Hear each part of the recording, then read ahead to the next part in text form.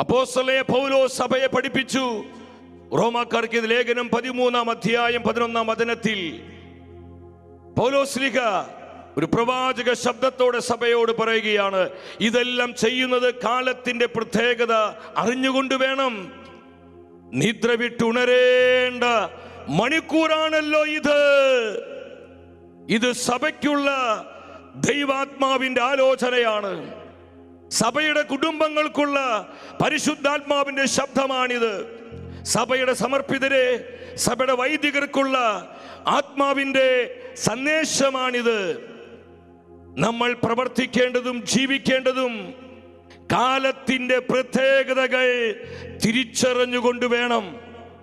എൻ്റെ സഹോദരങ്ങളെ, ലോക ചരിത്രത്തിലും സഭാ ചരിത്രത്തിലും തന്നെ അതിപ്രാധാന്യമുള്ളൊരു കാലഘട്ടത്തിലാണ് നമ്മൾ ജീവിക്കുന്നത്. കാലത്തിന്റെ അടയാളങ്ങൾ എന്താണ് നമ്മോട് വിളിച്ചു പറയുന്നത്? അക്രമവും വഴിവിട്ട ലൈംഗിക അരാജകത്വങ്ങളും ദൈവനിഷേധവും ദൈവദൂഷണവും അഹങ്കാരവും ഗർവും സ്വാർത്ഥതയും ധനമോഹവും എല്ലാവിധത്തിലുള്ള അഴിഞ്ഞാട്ടങ്ങളും വിശ്വാസത്യാഗവും മതപീഡനങ്ങളും പാപത്തിന് അതിപ്രസരങ്ങള് ഇതെല്ലാം ലോകത്തിൽ ഇന്ന് പ്രബലപ്പെട്ട് വരുമ്പോൾ ദൈവത്തിന്റെ വചനം ആവർത്തിച്ചു പറയുകയാണ്, ദൈവജനത്തോട് കാലത്തിന്റെ പ്രത്യേകത അറിഞ്ഞുകൊണ്ട് ദൈവത്തിന്റെ ജനമേ നമ്മൾ ജീവിക്കണം. Hallelujah, hallelujah. നമ്മൾ ഉറങ്ങിക്കഴിയേണ്ട സമയമല്ല ഇത്. ഉറക്കം തൂങ്ങിയിരിക്കേണ്ട സമയമല്ല. ഇന്ന് പലപ്പോഴും നമ്മളൊരു സഡേഷൻ, ഒരു മയക്കത്തിലാണ്. ഒരു ആത്മീയ മന്ദത, മരവിപ്പ്, നിസ്സംഗത, നിഷ്ക്രിയത്വം എല്ലാ ഇടങ്ങളിലും വന്നു പെട്ടിട്ടുണ്ട്. എൻ്റെ സഹോദരങ്ങളെ, പരിശുദ്ധാത്മ പറയുകയാണ്, ഉറക്കത്തിൽ നിന്ന്, നിദ്രയിൽ നിന്ന് ഉണരേണ്ട സമയമാണിത്. Hallelujah, hallelujah. ഇത് തന്നെയാണ് വീണ്ടും വചനം പഠിപ്പിക്കുന്നത്. എഫെസസ് 5:11 അവിടെ ദൈവത്തിന്റെ അരൂപി പറയുക. എന്താ പറയുന്നത്? അന്ധകാരത്തിന്റെ നിഷ്ഫലമായ പ്രവർത്തനങ്ങളിൽ പങ്കുചേരരുത്, പകരം അവയെ കുറ്റപ്പെടുത്തുവിൻ. ഈ കാലഘട്ടത്തിന്റെ തിന്മകളിൽ, ഈ കാലഘട്ടത്തിന്റെ മ്ലേച്ഛതകളിൽ, ഈ കാലഘട്ടത്തിന്റെ അശുദ്ധികളിൽ ദൈവജനം പെട്ടുപോകരുത്. ദൈവജനം അതിൽ പങ്കുചേരരുത്. നമ്മൾ വിശുദ്ധിയും വേർപാടുമുള്ളവരാണ്. നമ്മൾ ഈ കാലഘട്ടത്തിൽ ദൈവം തെരഞ്ഞെടുത്ത അവിടുത്തെ മുദ്രിത ആത്മാക്കളാണ്. അന്ത്യകാല പ്രേക്ഷിത ചൈതന്യത്താൽ ധീരതയോടെ കർത്താവിനെ സാക്ഷ്യം നൽകി ജീവിക്കാൻ വിളിക്കപ്പെട്ടവരാണ്. എന്റെ സഹോദരങ്ങളെ, ഈ സത്യം നമ്മൾ മനസ്സിലാക്കണം. പ്രഭാഷകന്റെ പുസ്തകം 48:1 ദൈവത്തിന് തിരുവെഴുത്ത് പറയുകയാണ്, അനന്തരം പ്രവാചകനായ ഏലിയ അഗ്നി പോലെ പ്രത്യക്ഷപ്പെട്ടു, അവന്റെ വാക്കുകൾ പന്തം പോലെ ജ്വലിച്ചു.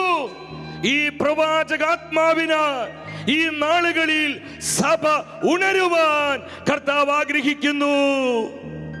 ഈ പ്രവാചകാത്മാവിൽ കർത്താവിന്റെ വൈദികർ, സഭയുടെ സന്യസ്തർ, സഭയുടെ കുടുംബങ്ങൾ, സഭയുടെ യുവജനങ്ങൾ ഉണർത്തപ്പെടുവാൻ സ്വർഗം അതിയായി ആഗ്രഹിക്കുകയാണ്. തീനാവുള്ള പ്രവാചകരെ, അഗ്നിനാവുള്ള പ്രവാചകരെ സഭയ്ക്ക് ഈ നാളുകളിൽ ആവശ്യമാണ്. തീനാവുള്ള പ്രവാചകരെ കർത്താവ് എഴുന്നേൽപ്പിക്കുന്ന കൃപയുടെ സമയമാണിത്. Hallelujah, hallelujah. ഏലിയ അഗ്നി പോലെ പ്രത്യക്ഷപ്പെട്ടു. ഞാൻ നിങ്ങളോട് ചോദിക്കട്ടെ എൻ്റെ സഹോദരങ്ങളെ, എന്താണ് കർത്താവ് ഈ നാളുകളിൽ ആഗ്രഹിക്കുന്നത്? തൻ്റെ ജനത്തെക്കുറിച്ച്, തൻ്റെ യുവജനങ്ങളെ കുറിച്ച്, തൻ്റെ വൈദികരെ കുറിച്ച്, തൻ്റെ സമർപ്പിതരെ കുറിച്ച് കർത്താവിൻ്റെ മനസ്സ് എപ്രകാരമാണ്? പരിശുദ്ധ അമ്മ മാതാവിലൂടെ ത്രിയേക ദൈവം രൂപം കൊടുക്കുന്ന കർത്താവിന്റെ സൈന്യത്തിലെ മുന്നണി പോരാളികൾ എപ്രകാരമുള്ളവരാകുവാനാണ് ദൈവം ആഗ്രഹിക്കുന്നത്? സംഖ്യയുടെ പുസ്തകം 11-ാം അധ്യായം 25-ാം വചനത്തിൽ മോശ പ്രവാചകന്റെ ജീവിതത്തിലൂടെ ഈ സത്യം പരിശുദ്ധാത്മാവ് നമ്മളെ ബോധ്യപ്പെടുത്തുകയാണ്. സംഖ്യ 11:25 കർത്താവ് മേഘത്തിൽ ഇറങ്ങി വന്ന് അവനോട് സംസാരിച്ചു. അവിടുന്ന് മോശയുടെ മേലുണ്ടായിരുന്ന ചൈതന്യത്തിൽ ഒരു ഭാഗം 70 നേതാക്കന്മാരുടെ മേൽ പകർന്നു. അപ്പോൾ അവർ പ്രവചിച്ചു. പിന്നീട് അവർ പ്രവചിച്ചിട്ടില്ല. മോശയുടെ മേൽ പകരപ്പെട്ട അഭിഷേകത്തിന്റെ ഒരു പകർച്ചയാൽ 70 നേതാക്കന്മാരെ കർത്താവ് നിറയ്ക്കുകയാണ്. അവർ പ്രവചിക്കുകയാണ്. പ്രവചനം എന്ന് പറയുന്നത് ഭാവി പറയുന്നതല്ല പ്രിയപ്പെട്ടവരെ. പ്രവചനം ദൈവത്തിന് വേണ്ടി സംസാരിക്കുന്നതാണ്. പ്രവാചകൻ ദൈവത്തിന്റെ വാഗ്ദാവാണ്. ദൈവത്തിന് വേണ്ടി സംസാരിക്കുന്നവൻ, ദൈവത്തിന് വേണ്ടി സംസാരിക്കുന്നവൻ. മോശയുടെ മേൽ പകരപ്പെട്ട അഭിഷേകം ആ 70 നേതാക്കന്മാരിലേക്ക്, അവരാണ് ആ സഭയുടെ ലീഡേഴ്സ്. ആ നേതാക്കളിലേക്ക് ദൈവം പകർന്നപ്പോൾ അവർ പ്രവാചകാത്മാവിൽ നിറഞ്ഞ് പ്രവചിക്കുകയാണ്.